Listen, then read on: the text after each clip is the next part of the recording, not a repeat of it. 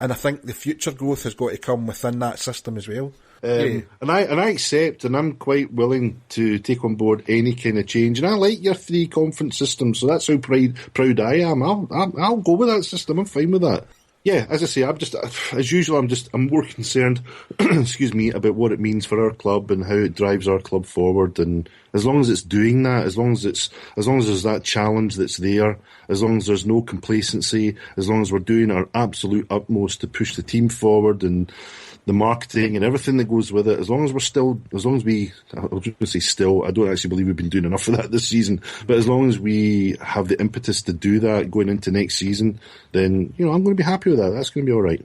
I guess the only thing I'll pop in there when your club's sort of having a sort of down year, as we kind of are, at least in the standings, we're having a wee bit of a down year. I think that's when your off-ice really goes a long way to help mitigating that if you keep that operation on the ball. And I think, unfortunately, our off-ice efforts have stagnated almost as much as our on-ice has, so I think that's why we've seen the overall drop as well. But I think if you can get that going again, there was when you mentioned the league run, there was such a real buzz around the arena. Everybody was excited to go, and the off-ice efforts and that were reflecting that. I think if you can get some of that back, even if you're having not such a good year on the ice, it can go a very long way to mitigating any attendance drop off or any apathy. If you keep the off ice, keep it exciting, keep it entertaining, then I think you mitigate a lot of the on ice stuff. This season, it's not really been as bad as I think people have suggested. We're going to win the conference, we're going to finish probably 5th or 6th, and that's probably, in the big scheme of things, where we should be. So has it been that bad, Jennifer? I think certainly the last 2 or 3 seasons we've probably overachieved and that's kind of left us with really, really high expectations. So I think we're very much in the throes of a season where we're actually going to do where is probably our correct place to be. And I think a lot of people are kind of finding that disappointing. But obviously there was a point in the season where we were kicking about down in 8th. But I mean, fair play to the guys. They've brought it round where we are winning the conference. There was a while where that could even have been a possibility.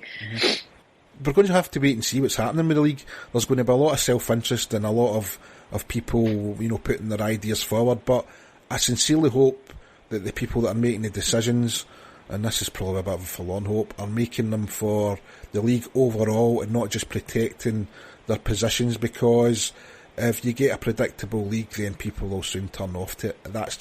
That's where I come from in general. Everybody has to have a chance. If you had 1 or 2 years like we had, if you could have a year like we had the year we ran the league, and maybe have a couple of kind of mediocre years, and then have a chance to have a year to run the league again, that for me is why I'm putting my proposal forward. But it doesn't just give Braehead the chance to do that, it gives all the other 8 teams outside the Big Four a chance to do it.